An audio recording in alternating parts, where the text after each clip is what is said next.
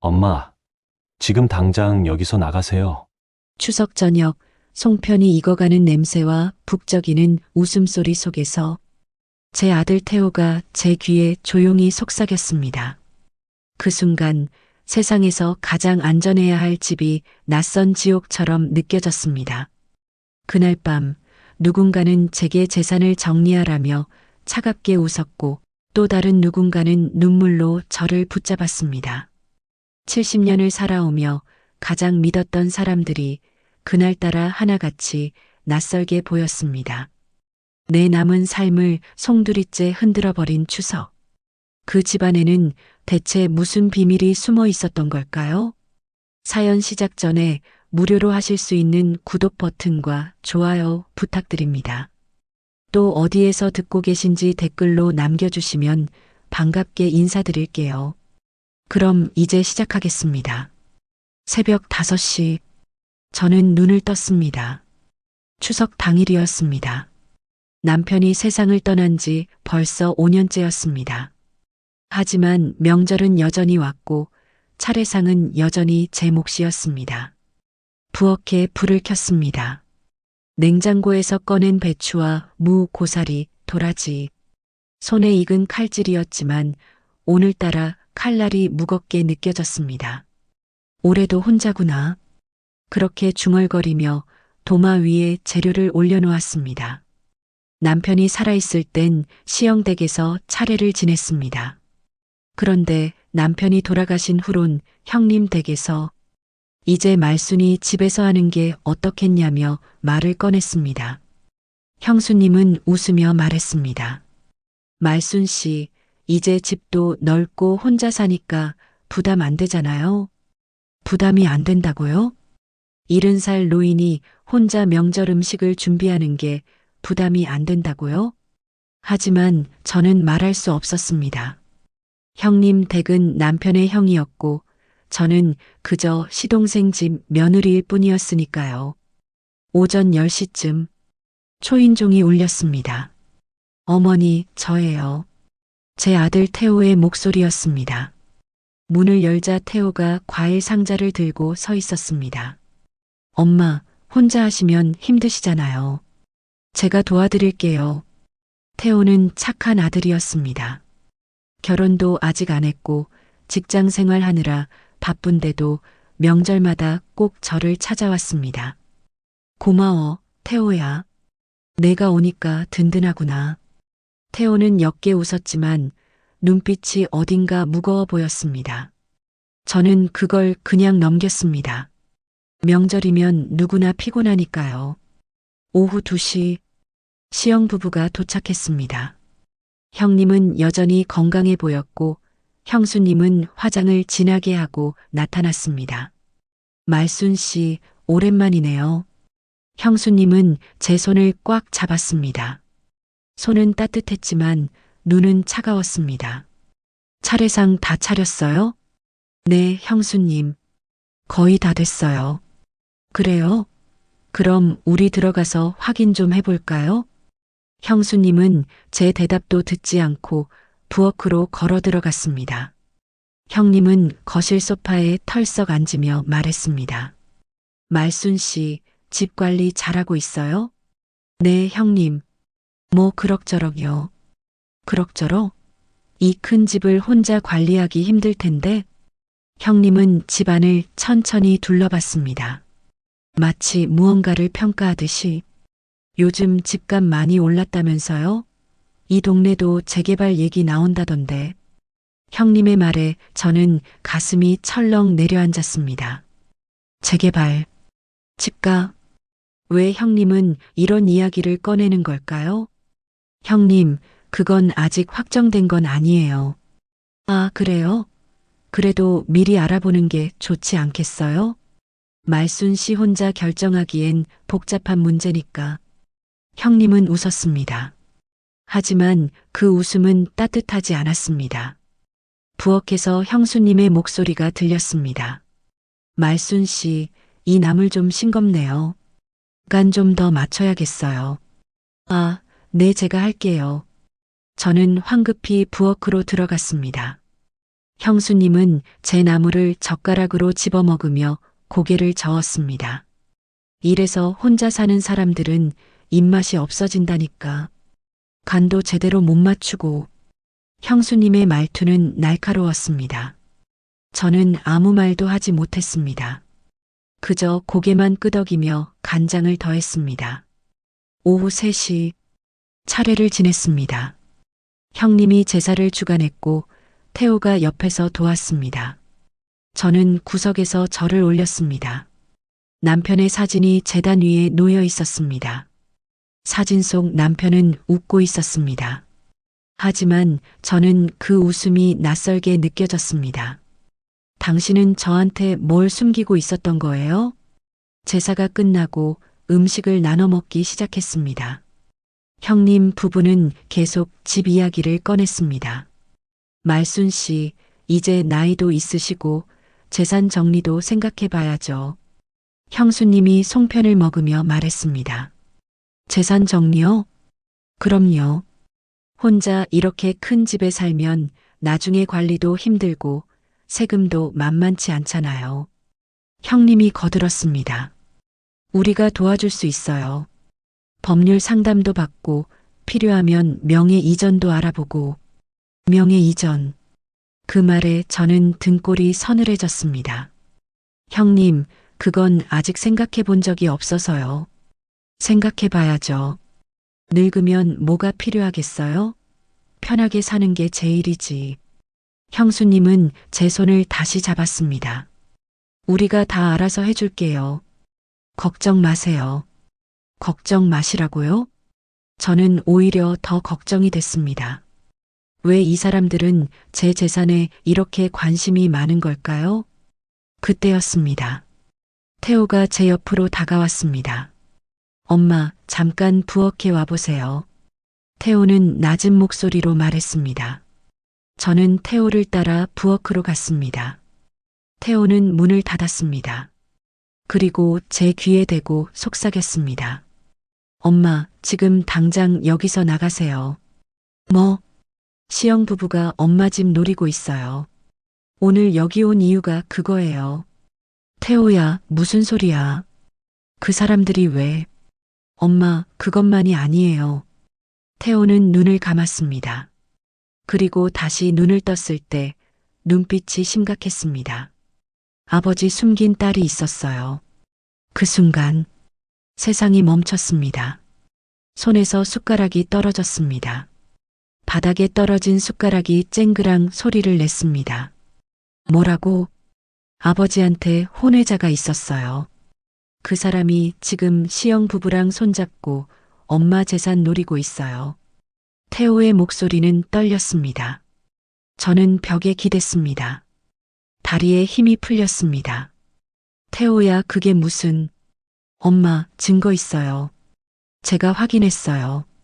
태호는 제 어깨를 잡았습니다. 엄마, 이제 싸워야 해요. 그 사람들한테 다 빼앗길 순 없어요. 거실에서 형수님의 목소리가 들렸습니다. 말순 씨, 뭐 하세요? 빨리 나와요. 저는 깊게 숨을 들이쉬었습니다. 가슴이 터질 것 같았습니다. 남편의 배신, 시영 부부의 탐욕, 그리고 알지도 못했던 딸. 모든 것이 한꺼번에 무너져 내렸습니다. 저는 태호를 보았습니다. 태호는 제 손을 꽉 잡았습니다. 엄마, 괜찮아요. 제가 지켜드릴게요. 저는 고개를 끄덕였습니다. 그리고 다시 거실로 나갔습니다. 형님 부부는 여전히 웃고 있었습니다. 하지만 이제 저는 알았습니다. 그 웃음 뒤에 무엇이 숨어 있는지. 추석 저녁이 깊어갔습니다. 집은 여전히 따뜻했지만 제 마음은 얼어붙었습니다. 그리고 저는 결심했습니다. 이제는 싸워야 한다고. 제가 지켜온 모든 것을 빼앗기지 않기 위해서라도. 추석이 지나고 사흘이 흘렀습니다. 저는 그날 이후 잠을 제대로 잘 수 없었습니다. 태호의 말이 계속 머릿속을 맴돌았습니다. 아버지한테 숨겨진 딸이 있었다. 믿을 수 없었습니다. 남편과 45년을 함께 살았습니다. 그 긴 세월 동안 남편은 단 한 번도 이상한 기색을 보이지 않았습니다. 성실했고 가정적이었고 저를 사랑한다고 말했습니다. 그런데 그게 다 거짓이었단 말인가요? 새벽 6시 현관문을 두드리는 소리가 들렸습니다.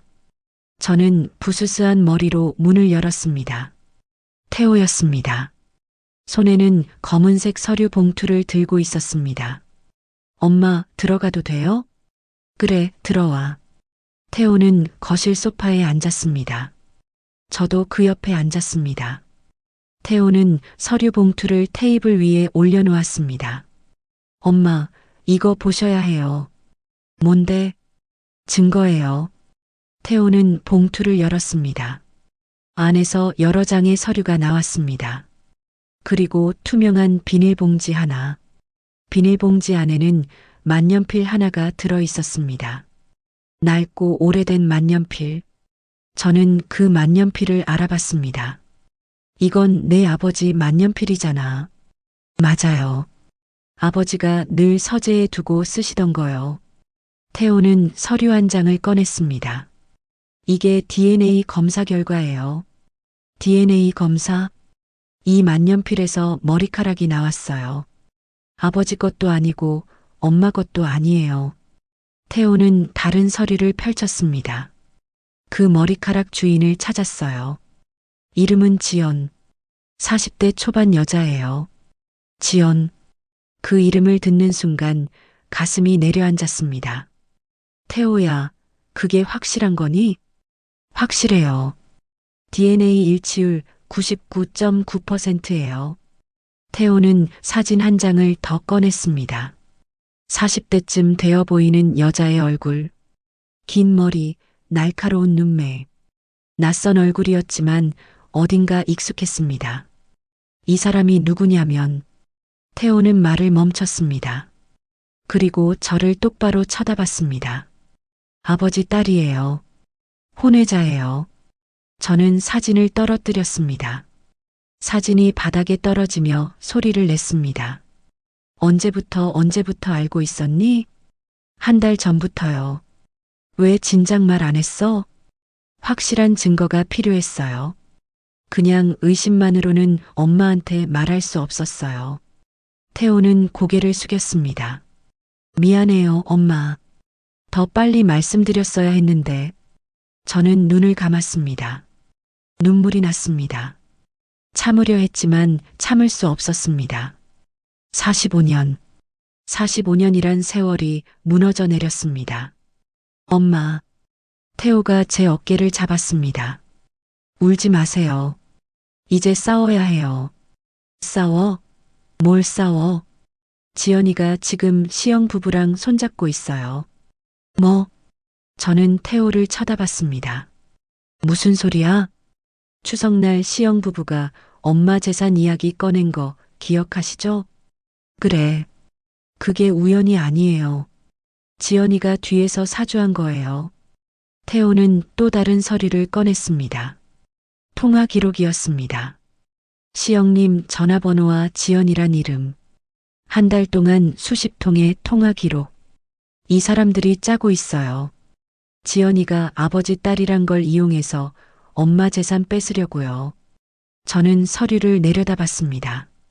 손이 떨렸습니다. 그럼 추석날 그 사람들이 한 말이다. 다 계획된 거예요. 태호는 주먹을 쥐었습니다. 지연이는 법적으로 아버지 자식이에요. 상속권이 있어요. 상속권? 네. 만약 지연이가 법적으로 인정받으면 아버지 재산 절반은 저랑 나눠 가져야 해요. 저는 숨이 막혔습니다. 그럼 이 집도? 이 집도 포함이에요. 태호는 저를 똑바로 쳐다봤습니다. 엄마, 시영 부부는 지연이를 앞세워서 엄마를 몰아낼 거예요. 몰아내? 네. 합법적으로요. 저는 소파에 주저앉았습니다. 머리가 어지러웠습니다. 모든 게 꿈 같았습니다. 악몽 같았습니다. 태호야. 네, 엄마. 내 아버지가 정말 그런 사람이었을까?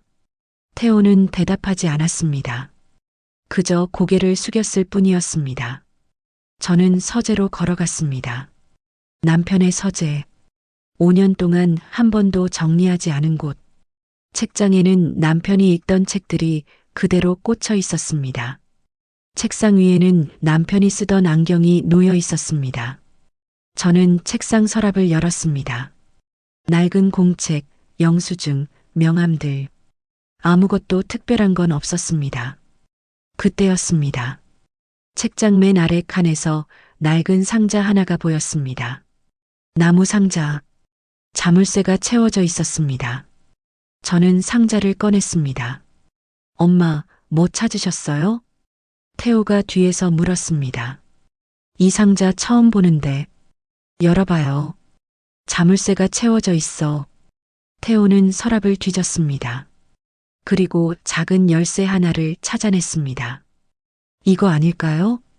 열쇠를 상자에 꽂았습니다. 딸깍. 자물쇠가 열렸습니다. 저는 떨리는 손으로 상자를 열었습니다. 그 안에는 편지 몇 통과 사진 한 장이 들어 있었습니다. 저는 사진을 집어들었습니다. 그리고 그 순간 저는 비명을 질렀습니다. 사진 속에는 젊은 시절의 남편이 있었습니다. 그리고 그 옆에 갓난아기를 안고 웃고 있는 남편의 모습. 사진 뒷면에는 글씨가 적혀 있었습니다. 지연, 아빠가 늘 지켜줄게. 저는 그 자리에 주저앉았습니다. 사진이 손에서 떨어졌습니다. 태호가 저를 부축했습니다. 엄마, 괜찮으세요? 저는 대답할 수 없었습니다. 눈물만 흘러내렸습니다. 45년. 45년간 저는 무엇을 믿고 살았던 걸까요? 그리고 이제 저는 무엇을 지켜야 하는 걸까요? 사진을 본 후 일주일이 지났습니다.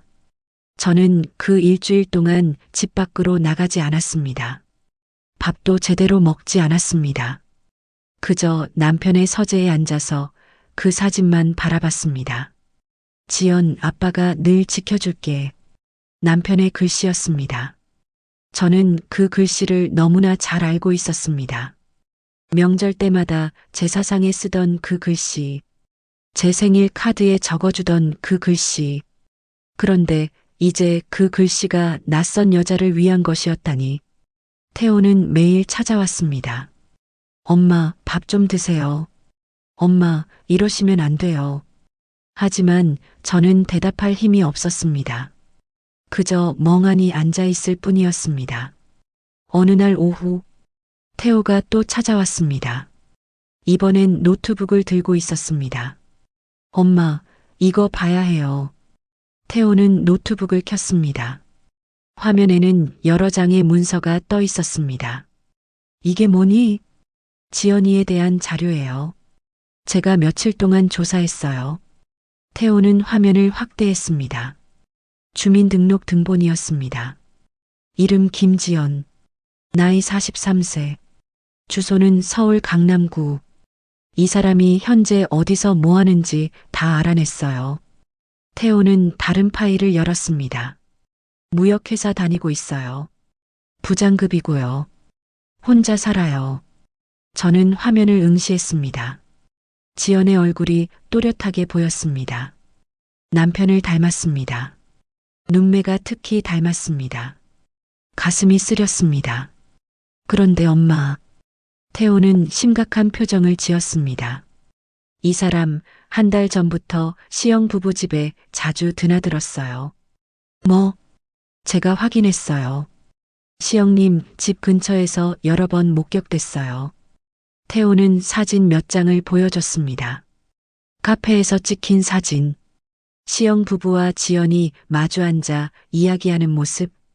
세 사람 모두 진지한 표정이었습니다. 뭘 이야기하고 있는 걸까?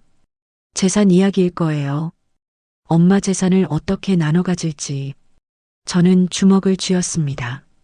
손톱이 손바닥에 박혔습니다. 이 사람들이 감히. 엄마, 더 있어요. 태호는 또 다른 문서를 열었습니다. 변호사 상담 기록이었습니다.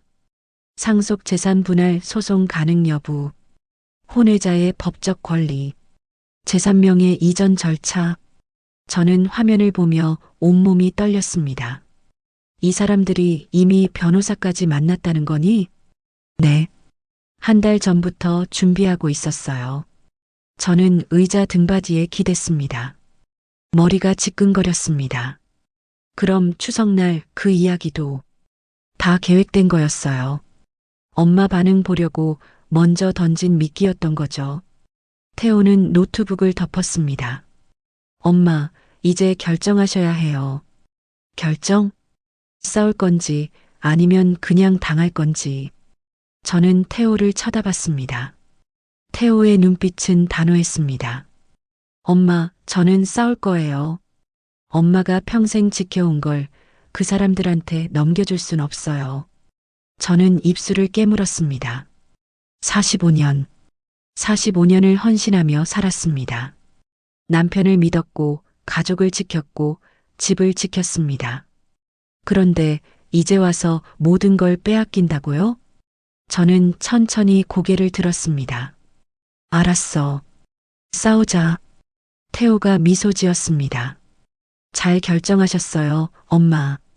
그날 저녁, 태호는 계획을 설명했습니다. 먼저 지연이를 직접 만나야 해요. 왜? 그 사람이 정말로 시영 부부랑 한편인지 확인해야죠. 혹시 모르니까요. 무슨 혹시? 지연이도 이용당하고 있을 수 있어요. 저는 고개를 저었습니다. 아니야. 변호사까지 만났잖아. 그 사람도 공범이야. 그래도 확인은 해야 해요. 적을 제대로 알아야 싸울 수 있으니까요. 태호 말이 맞았습니다. 저는 고개를 끄덕였습니다. 그럼 어떻게 만나지? 제가 연락할게요. 엄마 이름으로요. 이틀 후, 저는 카페에 앉아 있었습니다. 강남역 근처 조용한 카페. 창밖으로 사람들이 바쁘게 오가는 게 보였습니다. 저는 손을 떨며 커피잔을 쥐었습니다. 곧 지연이 온다고 했습니다. 처음 보는 사이. 하지만 남편의 피를 나눈 사이. 어떤 얼굴로 나타날까요? 어떤 말을 할까요? 그때였습니다. 카페 문이 열렸습니다. 검은색 코트를 입은 여자가 들어왔습니다. 키가 컸습니다. 머리는 어깨까지 내려왔고 화장은 진했습니다. 여자는 주변을 둘러보다가 저와 눈이 마주쳤습니다. 그리고 천천히 걸어왔습니다. 말순 씨이신가요? 목소리는 차갑고 낮았습니다. 그래요. 저는 김지연이에요. 지연은 제 맞은편에 앉았습니다. 우리는 한동안 말없이 마주봤습니다. 지연의 눈은 남편과 똑같았습니다. 날카롭고 깊었습니다. 왜 저를 만나자고 하셨어요? 지연이 먼저 입을 열었습니다. 당신이 누군지 알고 싶어서요. 알고 계시잖아요. 저는 당신 남편의 딸이에요. 지연은 태연하게 말했습니다. 저는 주먹을 쥐었습니다. 그 사실을 언제부터 알았어요? 어릴 때부터요. 아버지가 말씀하셨어요. 그럼 왜 이제 와서 나타난 거죠? 지연은 잠시 침묵했습니다. 그리고 가방에서 서류 뭉치를 꺼냈습니다. 이거 보세요. DNA 검사 결과였습니다. 아버지가 돌아가시기 전에 남기신 거예요. 저한테 권리가 있다고요. 저는 서류를 내려다봤습니다. 손이 떨렸습니다. 그래서요? 재산 받으러 온 거예요? 당연하죠. 지연은 미소 지었습니다. 하지만 그 미소는 차가웠습니다. 저도 아버지 딸이에요. 당신 아들이 받을 권리만큼 저도 받을 권리가 있어요. 시영 부부랑 짜고 온 거죠? 지연의 얼굴이 굳었습니다. 그걸 어떻게 해? 다 알아요. 변호사도 만났고 계획도 다 세웠죠. 지연은 입술을 깨물었습니다. 그리고 다시 차갑게 웃었습니다. 그래요. 인정해요. 저는 제 것을 찾으러 왔어요. 저는 자리에서 일어났습니다. 당신은 아무것도 받지 못할 거예요. 그건 법이 정할 일이에요. 지연도 일어났습니다. 우리는 서로를 노려봤습니다. 그 순간 저는 확신했습니다. 이 여자는 적이라고, 싸워야 한다고. 저는 카페를 나왔습니다. 밖은 추웠습니다. 하지만 제 가슴은 더 차가웠습니다. 카페에서 돌아온 후 저는 밤새 잠들지 못했습니다. 지연의 차가운 눈빛이 계속 떠올랐습니다. 저도 아버지 딸이에요. 그 말이 귓가에 맴돌았습니다. 새벽 4시, 저는 결국 침대에서 일어났습니다. 남편의 서재로 향했습니다. 그 나무 상자가 아직 책상 위에 놓여 있었습니다. 저는 상자를 열었습니다. 사진과 편지들. 저는 편지 한 통을 꺼냈습니다. 봉투는 누렇게 발에 있었습니다. 소인은 25년 전 것이었습니다. 떨리는 손으로 편지를 펼쳤습니다. 오빠 지연이가 학교에 들어갔어요. 오빠를 닮아서 똑똑해요. 오빠가 보고 싶어 해요. 편지 끝에는 이름이 적혀 있었습니다. 수진 올림. 수진.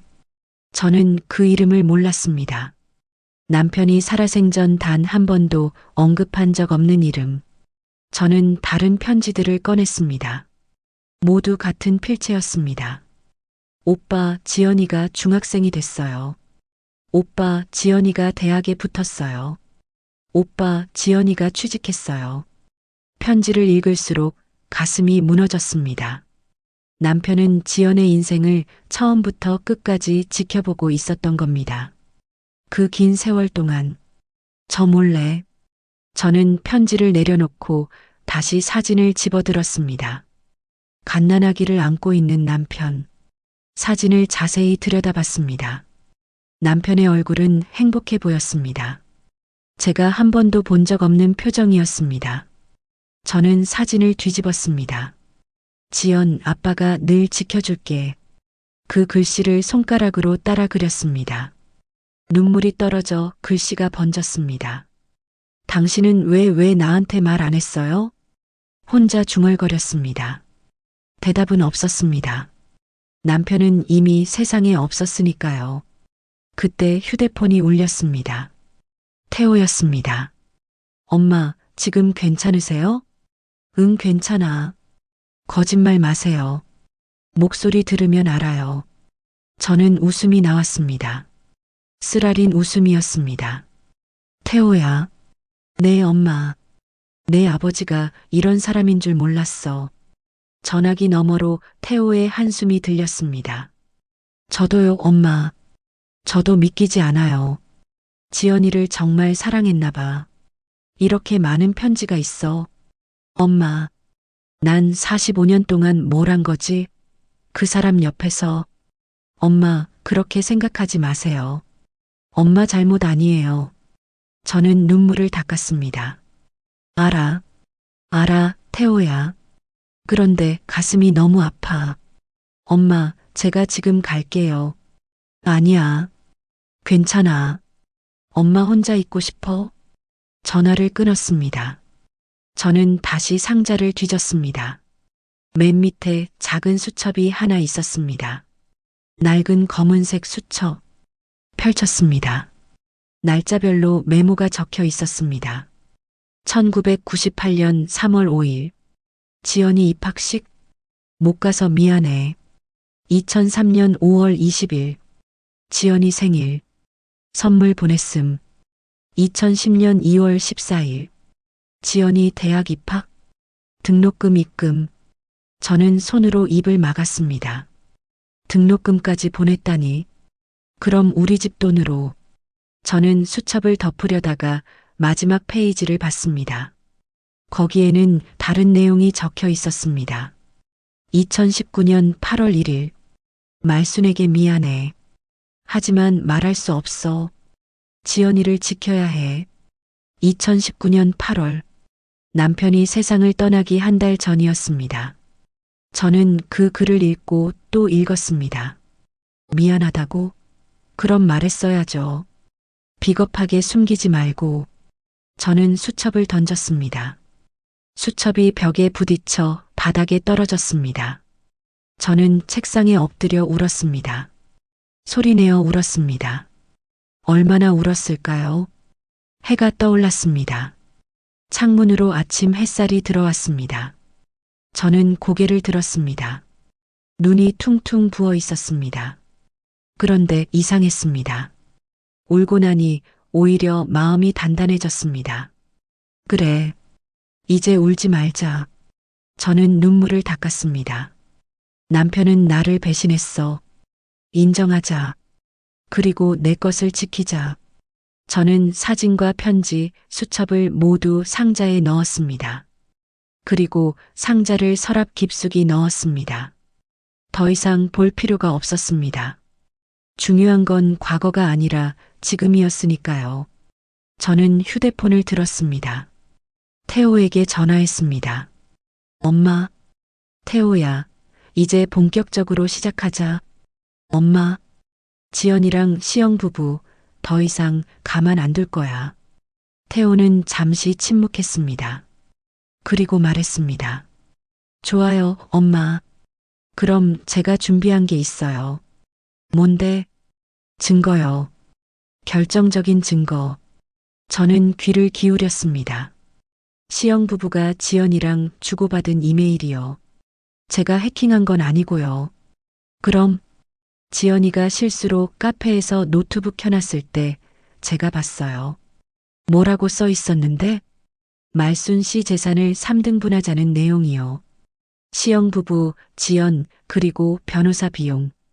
저는 이를 악물었습니다. 그 증거 확실해? 사진 찍어놨어요. 좋아. 그럼 우리도 변호사 만나자. 이미 약속 잡아놨어요. 내일 오전 10시. 저는 미소 지었습니다.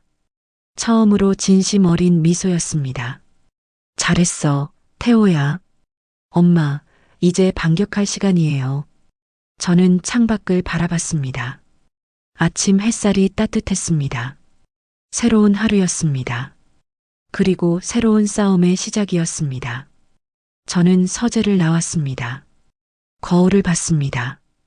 70살 노인의 얼굴이 비쳤습니다. 주름이 가득한 얼굴. 하지만 눈빛만큼은 살아있었습니다. 김지연, 시영 부부. 각오하세요. 저는 거울 속 제 자신에게 말했습니다. 이제 전쟁이에요. 변호사를 만나고 사흘이 지났습니다. 변호사는 말했습니다. 어머님, 싸움은 길어질 겁니다. 하지만 이길 수 있어요. 희망이 보였습니다. 적어도 제가 가만히 당하기만 하는 건 아니라는 것. 그런데 그날 저녁이었습니다. 초인종이 울렸습니다. 밤 9시. 이 시간에 누가 올까요? 저는 조심스럽게 문을 열었습니다. 현관 밖에 지연이 서 있었습니다. 혼자였습니다. 뭐하러 왔어요? 저는 차갑게 물었습니다. 말씀드릴 게 있어요. 지연의 목소리가 떨렸습니다.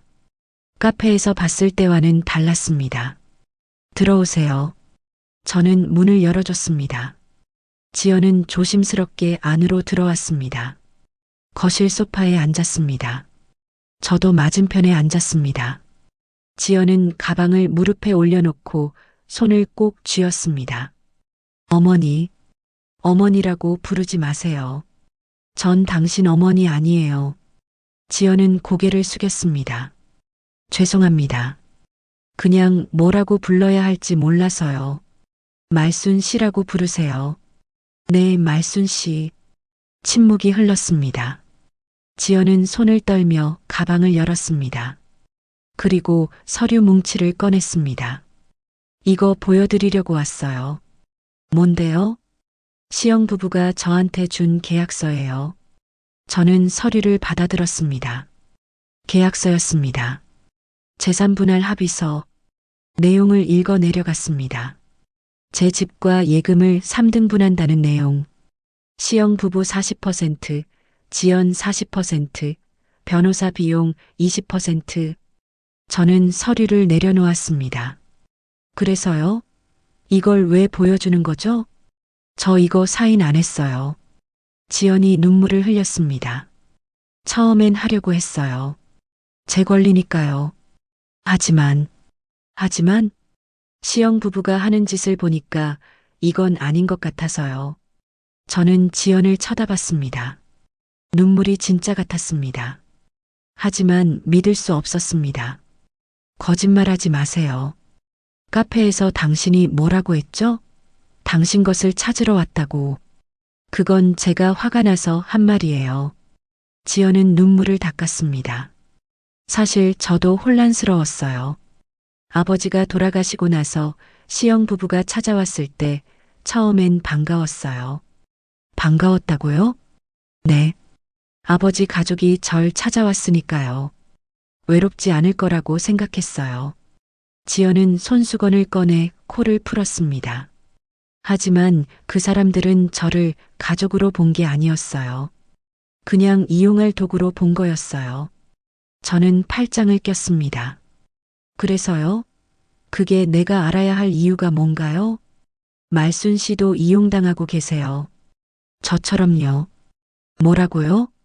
지연은 가방에서 또 다른 서류를 꺼냈습니다. 녹음 파일이 저장된 USB였습니다. 이거 들어보세요. 시영 부부가 나눈 대화예요. 어떻게 녹음했어요? 제 휴대폰으로요. 제가 화장실 간 사이에 나눈 대화예요. 저는 USB를 받았습니다. 지금 들어볼까요? 지연이 고개를 끄덕였습니다.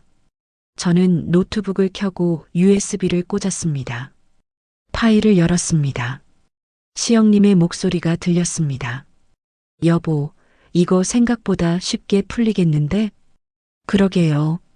지연이만 있으면 말순이 재산은 우리 거나 다름없어요. 지연이는 순진해 보이던데. 우리 말 잘 들을 것 같아. 맞아요.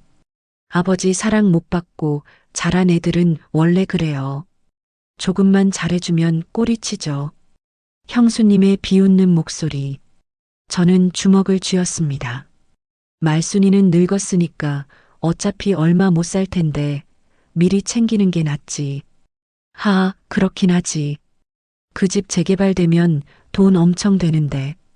지연이한테는 나중에 적당히 떼어주면 돼요. 변호사 비용 핑계 대고. 그래, 그게 좋겠어. 녹음이 끝났습니다.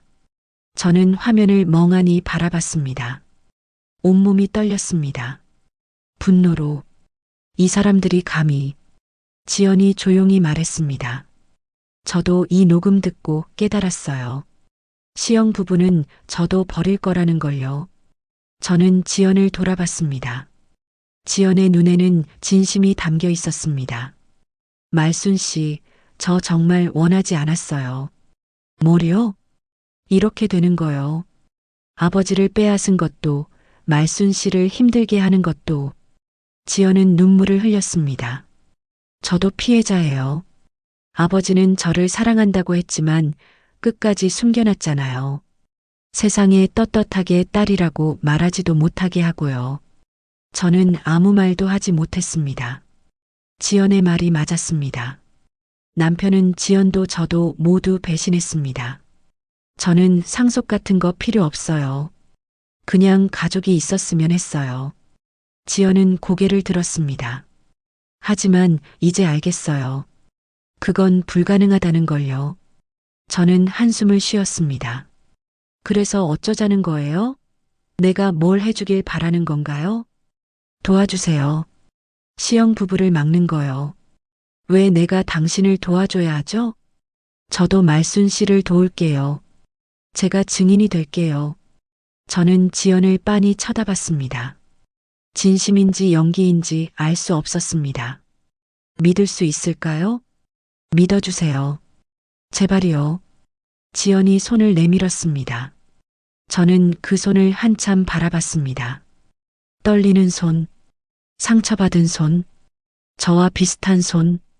저는 천천히 손을 내밀었습니다. 두 손이 맞잡았습니다. 따뜻했습니다. 좋아요. 한번 믿어볼게요. 지연이 환하게 웃었습니다. 처음 보는 미소였습니다. 그 미소 속에서 남편의 모습이 보였습니다. 가슴이 찡했습니다. 그날 밤, 지연이 돌아간 후 저는 태호에게 전화했습니다. 엄마, 무슨 일이에요? 태호야, 지연이가 다녀갔어. 뭐라고요? 우리 편이 된 것 같아.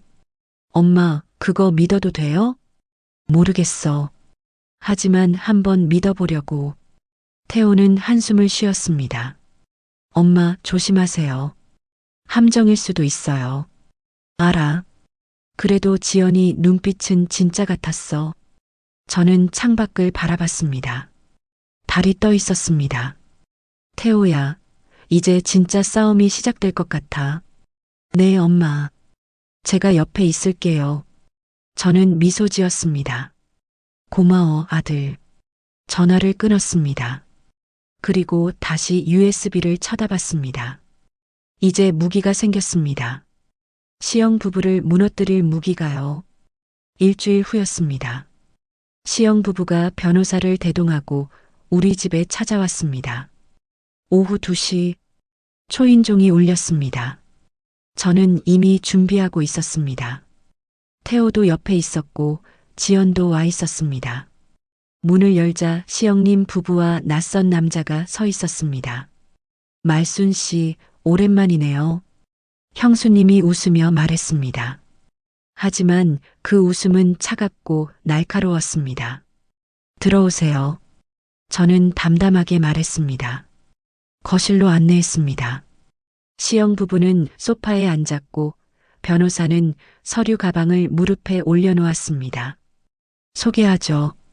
이분은 김 변호사님이세요. 형님이 말했습니다. 김 변호사는 50대쯤 되어 보이는 남자였습니다. 날카로운 인상이었습니다. 처음 뵙겠습니다. 변호사가 명함을 건넸습니다. 저는 받지 않았습니다. 용건만 말씀하세요. 말순 씨, 그렇게 차갑게 나오실 필요 없잖아요. 형수님이 웃었습니다. 우린 다 가족인데. 가족이요?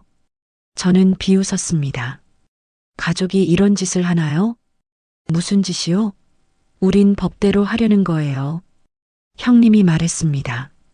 김 변호사가 서류 가방을 열었습니다.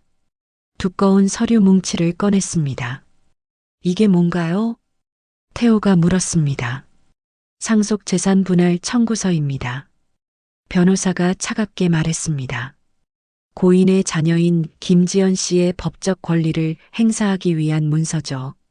저는 서류를 받아들었습니다. 내용을 훑어봤습니다. 제 집, 예금, 남편이 남긴 모든 재산을 분할하라는 내용. 지연의 몫으로 50%를 요구하고 있었습니다. 50%라고요? 태호가 소리쳤습니다. 법적으로 정당합니다. 고인의 자녀는 균등하게 상속받을 권리가 있으니까요. 변호사가 안경을 고쳤으며 말했습니다. 그런데 김지연 씨는 어디 있나요?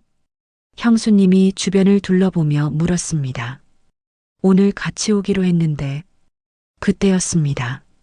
부엌 문이 열렸습니다. 지연이 나왔습니다. 손에는 차 쟁반을 들고 있었습니다. 여기 있어요. 지연이 조용히 말했습니다. 시영 부부의 얼굴이 환해졌습니다. 오, 지연 씨. 잘 오셨어요. 형님이 벌떡 일어났습니다. 여기 앉으세요. 우리 얘기 시작해야죠. 지연은 차를 내려놓고 천천히 소파에 앉았습니다. 하지만 시영 부부 옆이 아니라 제 옆이었습니다. 형수님의 미소가 굳었습니다. 지연 씨, 왜 거기 앉아요? 이리 오세요. 여기가 편해요.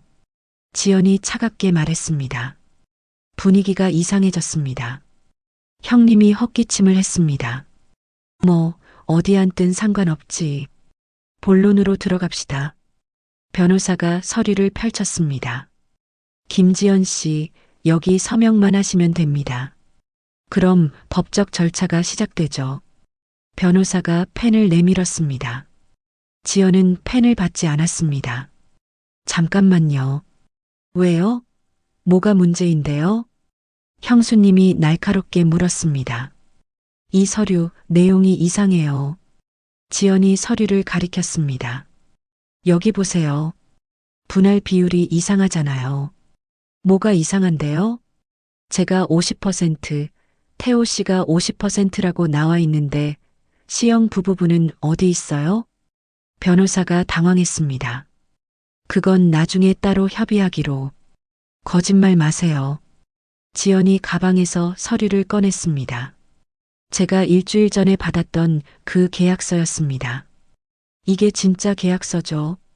시영 부부 40%, 저 40%, 변호사 비용 20%. 지연이 서류를 탁자 위에 내려놓았습니다. 시영 부부의 얼굴이 하얗게 질렸습니다. 그건 어디서? 형수님이 더듬거렸습니다. 제가 가지고 있었죠. 사인 안 한 채로요.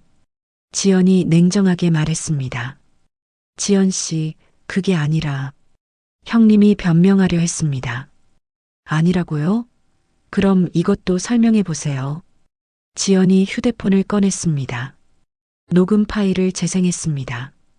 지연이만 있으면 말순이 재산은 우리 거나 다름없어요. 지연이는 순진해 보이던데 우리 말 잘 들을 것 같아. 지연이한테는 나중에 적당히 떨어주면 돼요. 시영 부부의 목소리가 거실에 울려 퍼졌습니다. 변호사의 얼굴이 굳었습니다. 형님은 입을 다물지 못했습니다. 형수님은 얼굴이 새빨개졌습니다. 이게 어떻게... 제가 녹음했어요. 당신들이 화장실 간 사이에요. 지연이 차갑게 웃었습니다. 저는 일어났습니다. 그리고 시영 부부를 똑바로 쳐다봤습니다. 이제 알겠어요.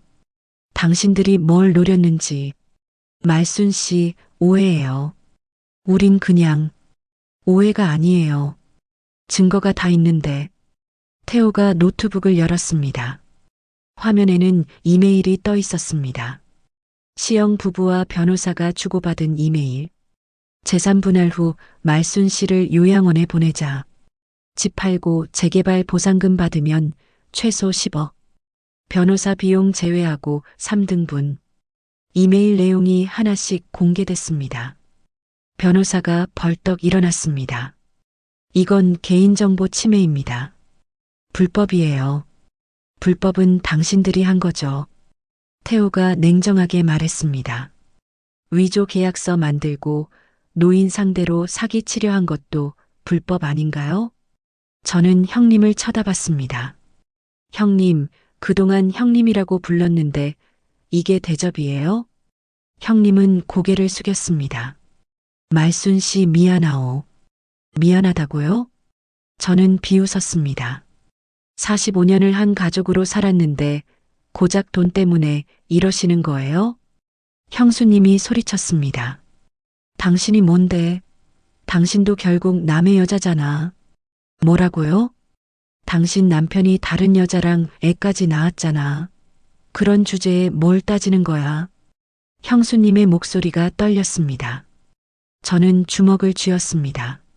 참으려 했지만 참을 수 없었습니다. 나가세요. 뭐? 지금 당장 나가라고요. 저는 소리쳤습니다. 다신 이 집에 발도 들이지 마세요. 당신들 같은 사람들이랑은 더 이상 가족 아니에요. 시영 부부는 할 말을 잃었습니다. 변호사가 서류를 주섬주섬 챙겼습니다. 그럼 저희는 이만. 기다리세요. 태호가 막아섰습니다. 이 녹음 파일이랑 이메일 경찰에 제출할 거예요. 사기 미수죄로요. 변호사의 얼굴이 창백해졌습니다. 그건 각오하세요. 법대로 하시겠다면서요? 우리도 법대로 할게요. 저는 현관문을 활짝 열었습니다. 나가세요. 지금 당장. 시영 부부는 비틀거리며 일어났습니다. 형수님은 울먹였고 형님은 고개를 들지 못했습니다. 문이 닫혔습니다. 거실에는 저와 태호 그리고 지연만 남았습니다. 저는 소파에 주저앉았습니다. 온몸에 힘이 풀렸습니다. 엄마, 괜찮으세요? 태호가 제 어깨를 잡았습니다. 응, 괜찮아. 저는 지연을 봤습니다. 고마워요, 지연 씨. 지연이 미소 지었습니다. 아니에요. 당연한 일한 거예요. 그날, 우리는 승리했습니다. 시영 부부를 쫓아낸 지 이틀 후였습니다. 아침 8시, 집 앞에서 소란이 들렸습니다. 저는 창문을 열어 내다봤습니다.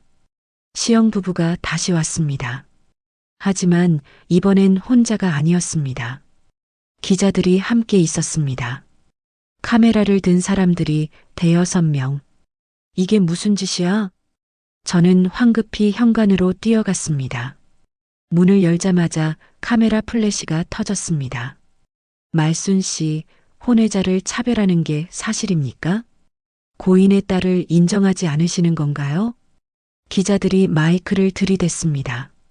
저는 당황해서 말문이 막혔습니다. 뭘 말씀하시는 거예요? 시영 씨 부부가 제보했습니다.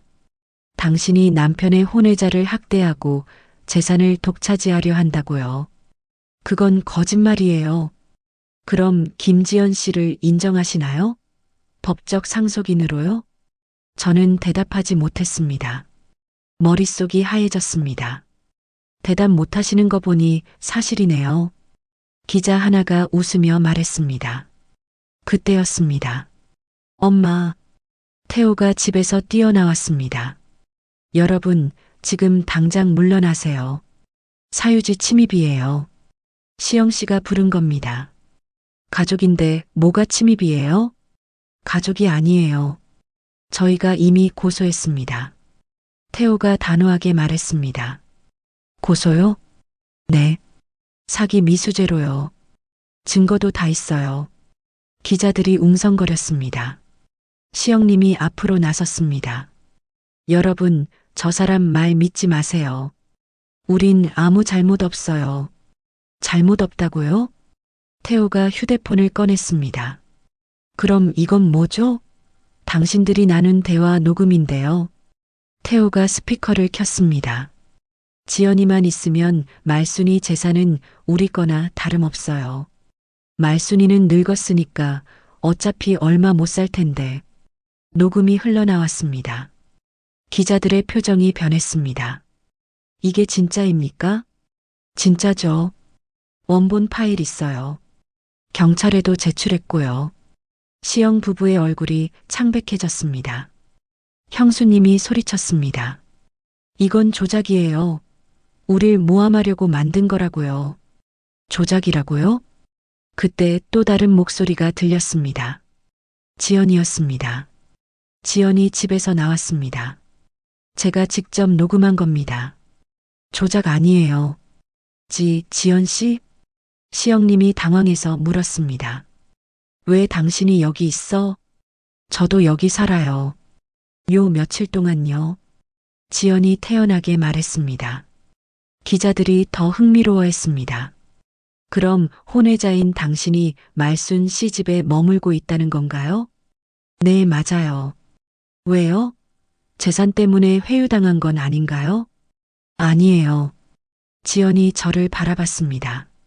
저는 이제 말순 씨를 어머니라고 부르고 싶어요. 제 가슴이 뜨거워졌습니다. 시영 부부가 저를 이용하려 했어요. 하지만 저는 거부했어요. 제가 원한 건 돈이 아니라 가족이었으니까요.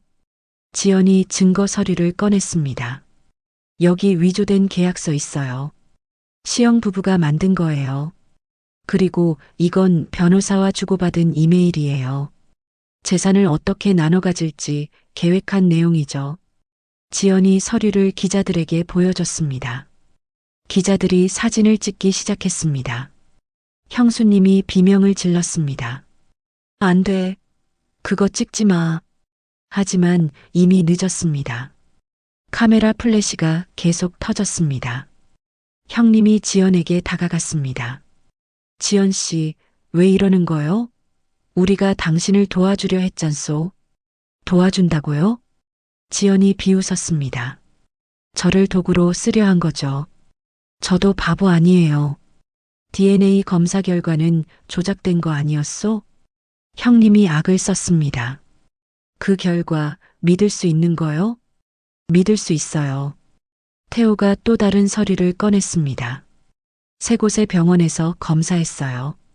결과는 다 똑같아요. 99.9% 일치. 그럼 왜 당신들 편을 드는 거요? 형수님이 소리쳤습니다. 재산 포기하고 뭘 얻는데? 지연이 저를 보며 말했습니다. 가족을 얻었어요. 진짜 가족을요. 저는 지연의 손을 잡았습니다.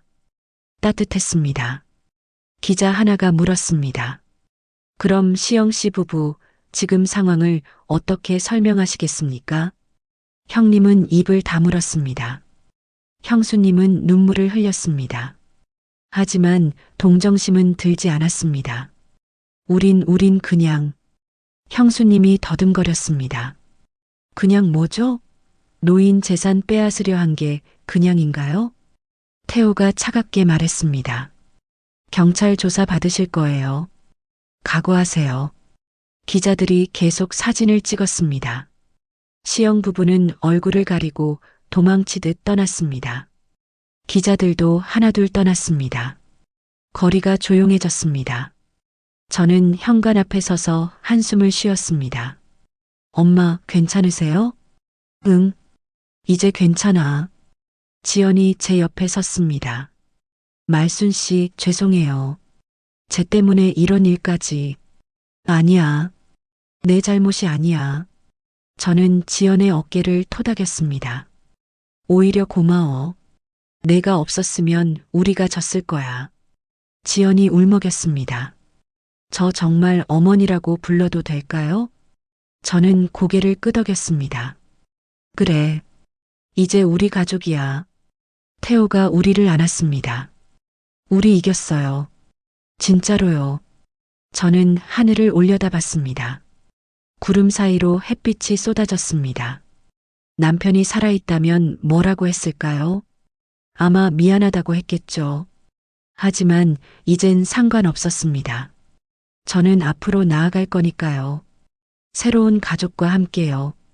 그날 저녁, 뉴스에 시영 부부 이야기가 나왔습니다. 노인 재산을 노린 일가 친척, 경찰 조사 착수. 제목이 화면에 떴습니다. 저는 텔레비전을 껐습니다. 더 이상 볼 필요가 없었습니다. 끝났으니까요. 거실에서는 태호와 지연이 저녁을 준비하고 있었습니다. 어머니, 밥 드세요. 지연이 웃으며 말했습니다. 저는 식탁에 앉았습니다. 따뜻한 밥 냄새가 났습니다.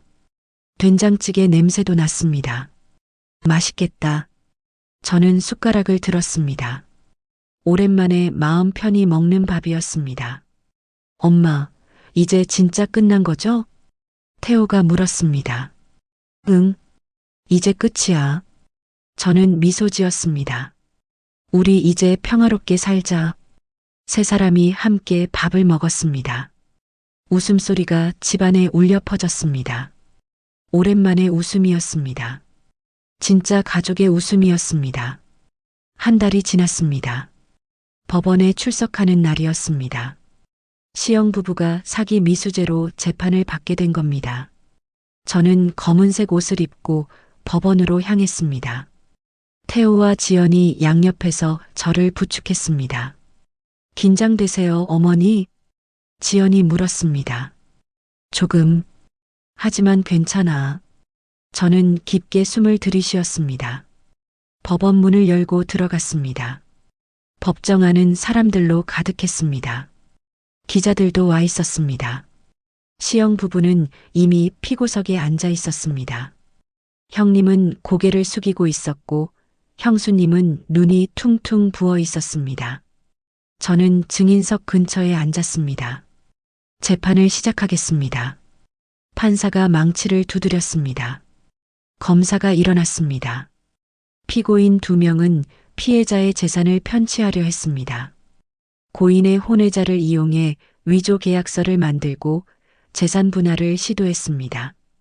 검사가 증거 자료를 제출했습니다. 녹음 파일, 이메일, 위조 계약서, 모두 우리가 준비한 증거들이었습니다. 특히 피고인들은 피해자가 고령임을 악용했습니다. 요양원에 보내고 재산을 독차지하려는 계획까지 세웠습니다. 검사의 목소리가 법정에 울렸습니다. 시영 부부의 변호사가 일어났습니다. 피고인들은 단지 가족 간의 재산 분배를 논의한 것뿐입니다. 범죄 의도는 없었습니다. 의도가 없었다고요? 검사가 비웃었습니다. 그럼 이 녹음은 뭡니까? 피해자를 늙었으니 얼마 못 산다고 한 말은요? 변호사는 대답하지 못했습니다. 판사가 말했습니다. 증인을 부르겠습니다. 김지연 씨, 앞으로 나오세요. 지연이 증인석에 섰습니다. 선서를 했습니다. 저는 진실만을 말하겠습니다. 검사가 질문했습니다. 김지연 씨, 피고인들이 당신에게 어떤 제안을 했습니까? 재산을 함께 나누자고 했습니다. 구체적으로요? 제가 고인의 딸임을 증명하면 법적으로 상속받을 수 있다고 했습니다. 그리고 그 재산을 3등분하자고 했습니다. 당신도 동의했습니까? 지연은 고개를 저었습니다. 처음엔 고민했습니다. 하지만 그분들의 진짜 의도를 알게 됐습니다. 어떻게 알았습니까? 화장실 간 사이에 나눈 대화를 우연히 들었습니다. 그래서 녹음했습니다. 그 내용이 법정에 제출된 녹음 파일이 맞습니까? 네, 맞습니다. 검사가 고개를 끄덕였습니다.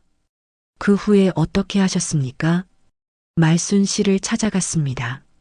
진실을 말씀드렸습니다. 왜 그러셨습니까? 당신도 재산을 받을 수 있었는데요. 지연이 저를 바라봤습니다. 눈에 눈물이 고였습니다. 돈보다 중요한 게 있었습니다. 가족이었습니다. 가족이요? 네. 저는 평생 아버지의 숨겨진 딸로 살았습니다. 가족이 뭔지 몰랐습니다. 하지만 말순 씨를 만나고 깨달았습니다. 진짜 가족은 피가 아니라 마음으로 이어진다는 걸요. 법정이 조용해졌습니다. 지연의 목소리만 울렸습니다. 그래서 저는 상속을 포기합니다. 법적으로 제 권리를 주장하지 않겠습니다. 뭐라고요? 시영 부부가 벌떡 일어났습니다. 지연 씨, 정신 차려요. 당신 권리인데. 형수님이 소리쳤습니다. 판사가 망치를 두드렸습니다. 정숙하십시오. 지연이 계속 말했습니다. 저는 이미 상속 포기 각서를 작성했습니다. 공증도 받았습니다. 지연이 서류를 제출했습니다. 검사가 서류를 확인했습니다. 확인됐습니다. 김지연 씨는 모든 상속권을 포기했습니다. 시영 부부의 얼굴이 하얗게 질렸습니다. 형님이 주저앉았습니다. 끝났어, 다 끝났어. 형님이 중얼거렸습니다. 검사가 말했습니다. 피고인들의 계획은 김지연 씨의 상속권을 전제로 한 것이었습니다. 하지만 그 권리가 포기되면서 모든 계획이 무너졌습니다. 그렇습니다. 판사가 말했습니다. 피고인들은 존재하지 않는 권리를 이용해 사기를 시도했습니다. 이는 명백한 범죄입니다.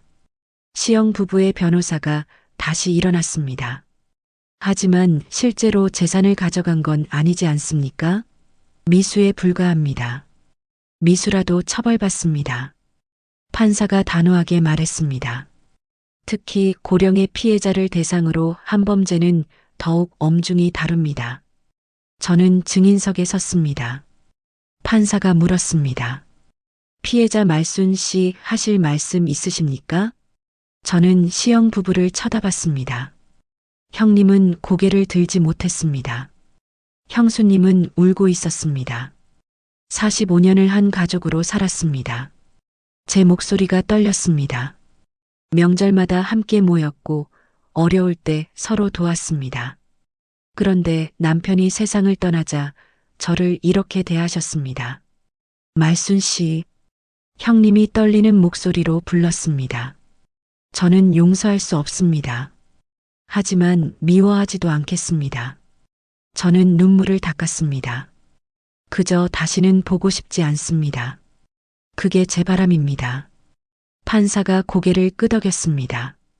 피해자의 의견을 참고하겠습니다. 재판은 2시간 더 이어졌습니다. 증거 검토, 최후 변론, 피고인 진술, 모든 과정이 끝났습니다. 판사가 판결을 선고했습니다. 피고인 2명에게 징역 1년, 집행유예 2년을 선고합니다. 그리고 피해자에게 위자료 5천만 원을 배상하라. 망치 소리가 울렸습니다. 재판이 끝났습니다. 저는 법정을 나왔습니다. 태호와 지연이 저를 맞았습니다. 엄마, 수고하셨어요.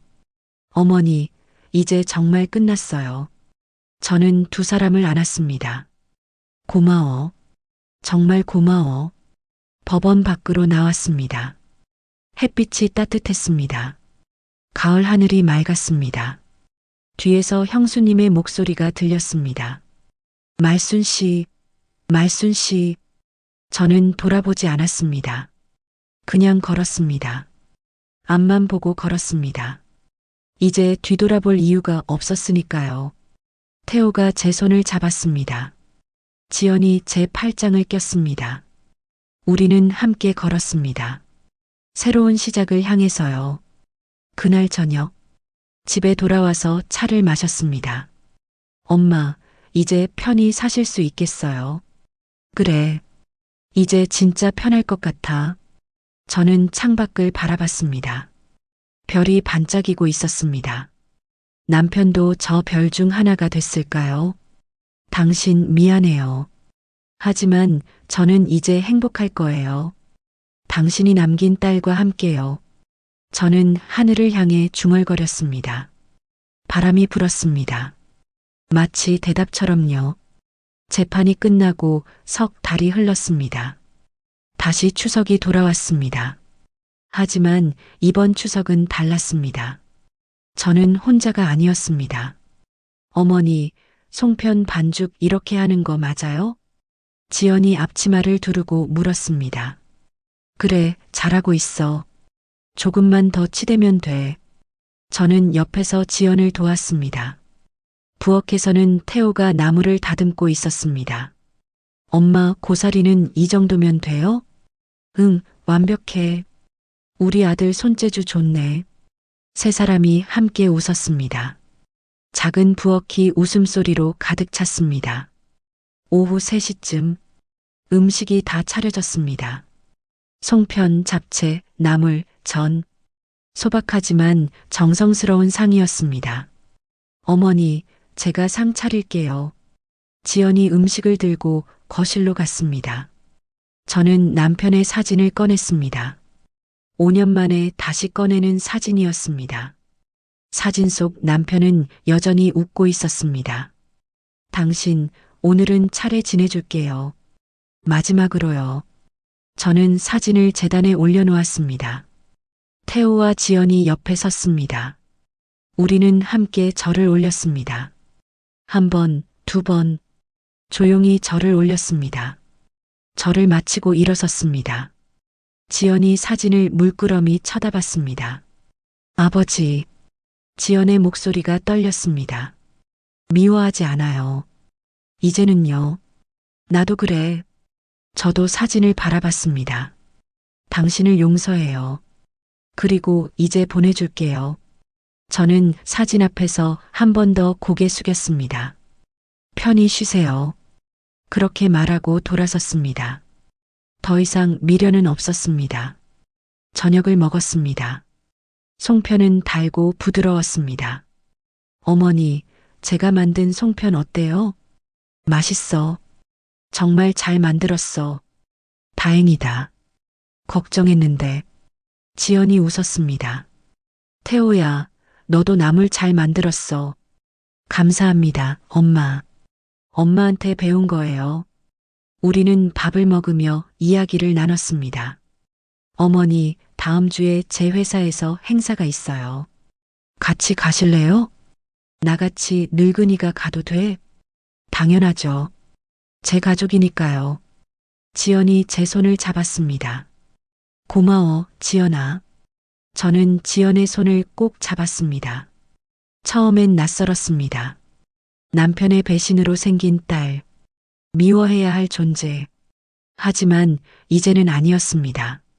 지연도 피해자였고 지연도 가족을 원했습니다.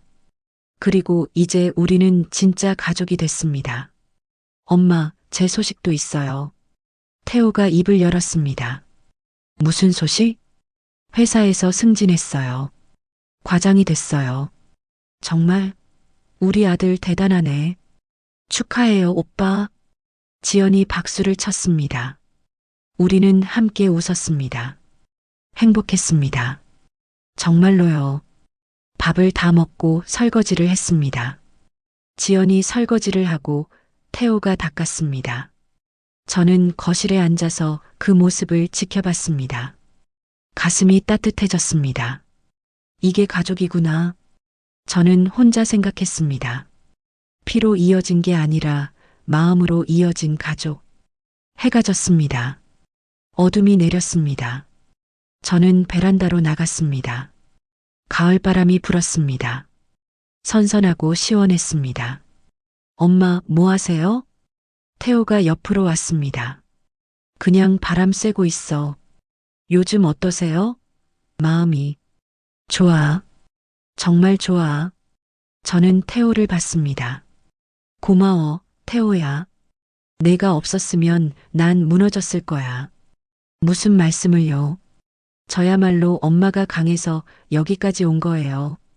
태호가 제 어깨를 감싸 안았습니다. 앞으로도 잘 지내요, 엄마.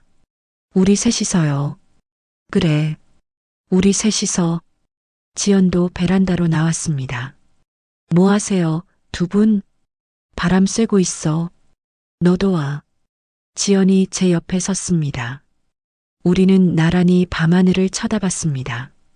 별이 총총히 떠 있었습니다. 예쁘다. 지연이 중얼거렸습니다. 그러게. 오랜만에 보는 것 같아. 저는 별을 세었습니다. 하나, 둘, 셋. 어머니. 지연이 불렀습니다. 응? 행복하세요? 그럼. 너무 행복해. 저도요. 처음으로 행복해요. 지연이 눈물을 닦았습니다. 평생 아버지의 그림자 속에 살았어요. 숨겨진 딸로요. 하지만 이제는 떳떳해요. 누군가의 딸이 아니라 저 자신으로 살 수 있으니까요. 저는 지연을 안았습니다. 넌 이제 내 딸이야. 기억해. 내 어머니. 세 사람이 함께 서 있었습니다. 바람이 불었습니다. 따뜻한 바람이었습니다. 그날 밤, 저는 일기를 썼습니다. 오랜만에 쓰는 일기였습니다. 오늘 새로운 추석을 맞았다. 혼자가 아닌 추석. 태호와 지연과 함께한 추석. 힘든 시간이었지만 이제는 괜찮다. 나는 용서했고 앞으로 나아갔다. 그리고 새로운 가족을 얻었다. 이제 나는 행복하다. 일기장을 덮었습니다. 그리고 서랍 깊숙이 넣었습니다. 더 이상 과거를 꺼낼 필요가 없었으니까요. 며칠 후, 저는 작은 마을로 이사를 갔습니다. 태호와 지연이 함께였습니다. 시끄러운 도시를 떠나 조용한 마을로 왔습니다. 작은 집이었지만 충분했습니다.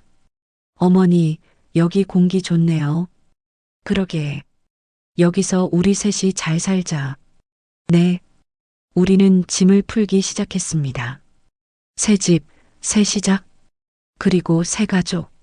저는 창밖을 바라봤습니다. 햇살이 쏟아져 들어왔습니다. 따뜻하고 환했습니다. 이제 시작이야. 저는 혼자 생각했습니다. 내 인생의 진짜 시작. 70년을 살았지만 이제야 진짜 삶이 시작되는 것 같았습니다. 배신도 있었고 상처도 있었습니다. 하지만 이겨냈습니다. 그리고 더 강해졌습니다. 엄마, 점심 먹어요. 태호가 불렀습니다. 응, 간다. 저는 부엌으로 갔습니다. 지연이 밥상을 차리고 있었습니다. 어머니, 앉으세요. 고마워. 우리는 함께 밥을 먹었습니다. 웃으며 이야기하며 먹었습니다. 아침 햇살이 식탁을 비쳤습니다. 저는 행복했습니다. 진심으로요. 여러분, 제 이야기가 끝났습니다. 힘들었지만 이겨냈습니다. 배신당했지만 용서했습니다. 혼자였지만 가족을 찾았습니다. 인생은 늘 우리에게 시련을 줍니다. 하지만 포기하지 않으면 반드시 이겨낼 수 있습니다. 저처럼요. 여러분도 힘든 시간을 보내고 계신가요? 포기하지 마세요. 반드시 좋은 날이 올 겁니다. 저처럼요. 그럼 저는 이제 행복하게 살겠습니다. 제 새 가족과 함께요. 여러분도 행복하세요. 항상 응원하겠습니다. 감사합니다. 여러분, 오늘의 사연 어떠셨나요? 이 이야기가 마음에 드셨다면 꼭 구독과 좋아요 눌러주세요. 댓글로 오늘 주인공들에게 응원의 메시지도 남겨주세요. 여러분의 따뜻한 댓글이 큰 힘이 됩니다. 다음 주에는 또 다른 감동적인 이야기로 찾아뵙겠습니다.